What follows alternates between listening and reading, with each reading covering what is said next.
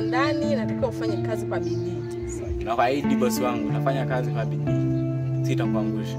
Ukifika ndani natakiwa ufanye kazi kwa bidii. Sawa. Karibu ndani. Asante.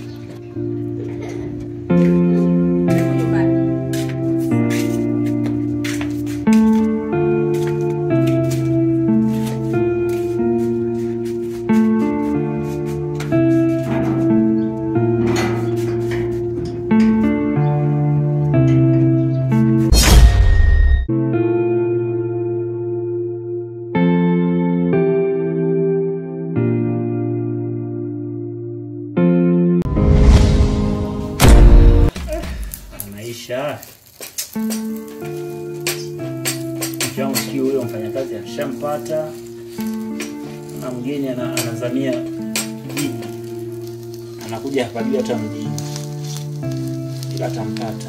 Kwa sasa hivi dunia ni simu.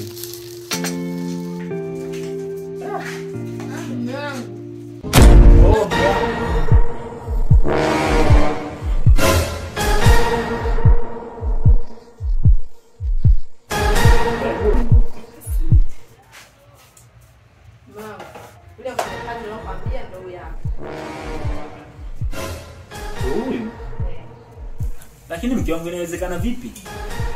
Nyumba ikawa na mfanyakazi wa kiume. Mimi ndo nimemchagua. Lakini mke wangu ananiona. Sio maisha kabisa. Sawa bana, karibu. Asante. Kelvin, karibu. Huyu ndo bosi wako.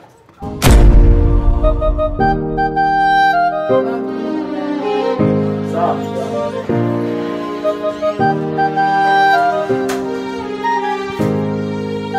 Jana. Wewe ndo Kelvin? Ndio. Mbona tutaelewana vizuri?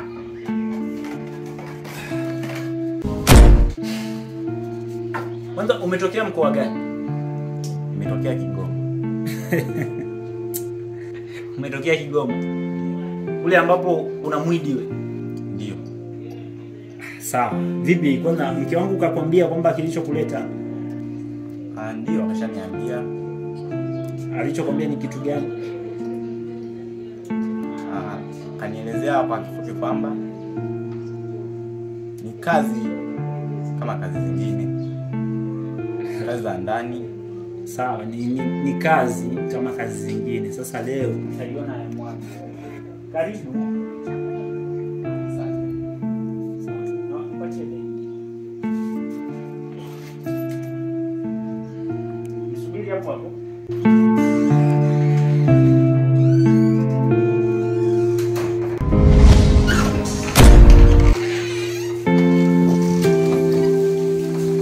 Kijana, kazi inaanzia hapo.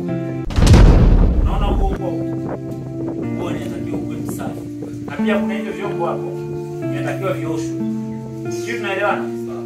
Alafu haya majivu yanatakiwa kuyamwaga huko nyuma. Sio tunaelewana? Ndio kwanza beba chiki. Ndio beba, shika hichi. Hayo sufuria anasema nikaombe. Peleka huko. Nataka niende kazini. Fanya haraka.